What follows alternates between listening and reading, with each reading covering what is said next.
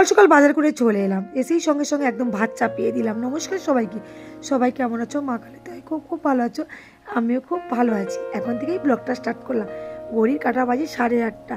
নিয়ে এলাম বাজার থেকে ডিম রে মাছ। ঝটপট রান্নাটা চাপিয়েই ফেলি, যেহেতু স্কুলে যাবে, গরম গরম তো ভাতই খেয়ে যাবে, যেহেতু ঠান্ডা রান্না পড়েছে।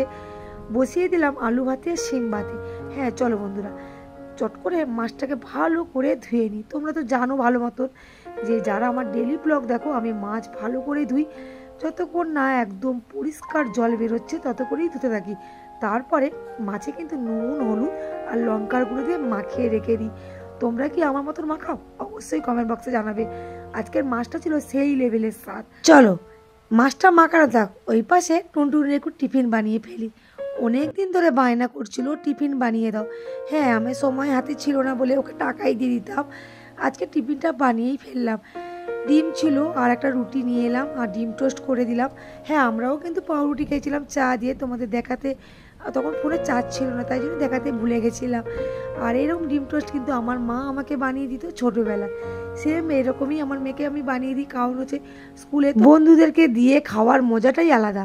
আমরাও সেম করতাম যখন স্কুলে যেতাম। ওরটা আমি খেতাম, আমারটা ও খেত। সত্যি ওই জীবনটা কিন্তু খুব মিস করি। কি করব বলো, স্কুল লাইফ।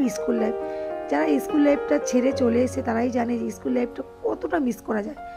যাই পারো, এবার কিন্তু ভাত হয়ে গেছে অলরেডি, শিম আলু ভাতে আর মাছ ভাজা।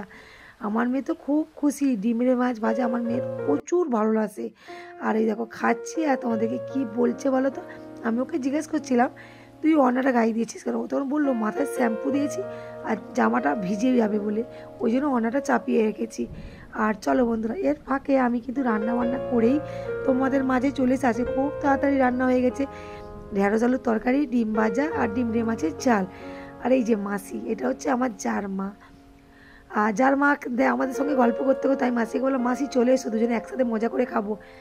মাসি আসবে নাই বলছিল, জোর করাতে মাসি চলে এসেছিলো। আর আমি কিন্তু তারপরে দোকানেই চলে এসেছিলাম, আজকে 12টায় দোকানে এসেছিলাম। আর আমাদের না অগ্রহায়ণের 4 তারিখে ভিত পুজো, ব্রাহ্মণ ফদ্দ দিয়েছে, তাই বাবলা নিয়ে এসে বলছে। তখন কিন্তু অলরেডি আমি বেরিয়ে পড়েছি, তোমার দাদাভাই আর আমি একটু ঘুরতে বেরোবো বলে। অনেক দিন কোথাও যাওয়া হয় না গো, এই ভিডিও তো করাই হয় না বাইরে। আমি ওনাকে বললাম এত দেরি করে এসো, চলো ঝটপট একটু ঘুরে আসি। আর কোথায় যাচ্ছি জানো তো? Lord eight. আমাদের এখানে তার কোথাও কিছু নেই, চললাম। এখন বাজে কিন্তু 5টা, আমাদের এখানে 5টা 5:30 বাজলেই যেন অন্ধকার হয়ে যায়। দেখো রাস্তাঘাট একদম ফাঁকা হয়ে আছে, ঠান্ডা হয়ে যাচ্ছি, বড্ড ঠান্ডা লাগছে, বিশাল ঠান্ডা পড়েছে। অনেক দিন ঘুরতে বেরোয়নি, তাই বলি চলো এত ব্যস্তর মধ্যেও। আর এসে আমাদের এখন যেহেতু আমাদের অগ্রহায়ণের 4 তারিখে আমাদের পুজোর ডেট ফেলেছে, আর ওগুলো তো এখন বাজার করা হয়নি। আজকেরই পদ্ম এলো, আর বিকেলবেলা বাবলা এখন বাজার করতে যাবে। আমি বললাম যাই চলো একটু কটা ভিডিও করে আসি। আমার যা ভিডিও ছিল তোমরা যাকে ভালোবাসো তার জন্য অসংখ্য ধন্যবাদ। এই জায়গাটা তোমরা অনেকবারই দেখেছো, আমি তো অনেকবারই ভিডিও করেছিলাম।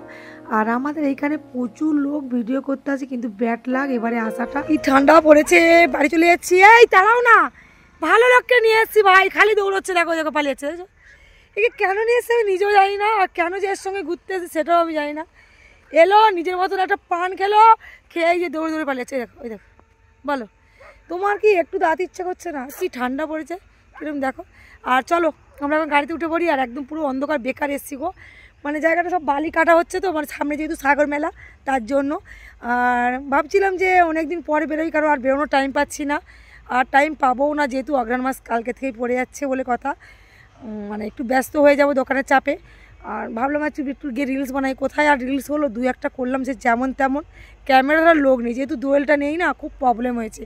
আর দোয়েল তুই ভিডিওটা দেখিস, হ্যাঁ তোকে ছেড়েই কিন্তু আমরা চলে এসেছি। আর চলো এখন গাড়িতে উঠি। আর আমি এলে আমার বর খুব খুশি, কারণ তো কোনো খরচা করি না। কি গো, কিছু খাওয়াবে না? কি খাওয়াবে? কি খাবে বলো? কি খাওয়াবে? তো পকেটে পয়সা নিয়ে এসছো? হ্যাঁ। কি বলছো, কটা কিনছো? 100 টাকা আনছো তো? তা কি খাওয়াও আমাকে? কি খাবে বলো? যা খাবে তাই খাবো। আমি তার মন্ডা মিঠাই খাই না, একটু মশলা মুড়ি, চপ মুড়ি এসব দিলেই হবে। চলো, যারা সাগরে আসো, গঙ্গা সাগরে এই যে রাস্তাটা, এখানে সব বালি কাটা চলছে দেখতে পাচ্ছ। আর জায়গাটা কিন্তু সুন্দর, এখন একদম ফাঁকা, কিন্তু কিছুদিন পরে এতটাই লোক হয়ে যাবে, মানে এদিকে আসাই যাবে না। আর ওই যে ছোট ছোট লাইট দেখতে পাচ্ছ না, ওটা কিন্তু কচুপেড়ে বলে। এখান থেকে গিয়ে 8 ঘন্টাই লাগে ভ্যাসেলে বসতে, তারপরেই কিন্তু সাগরে যেতে হয় গাড়িতে করে।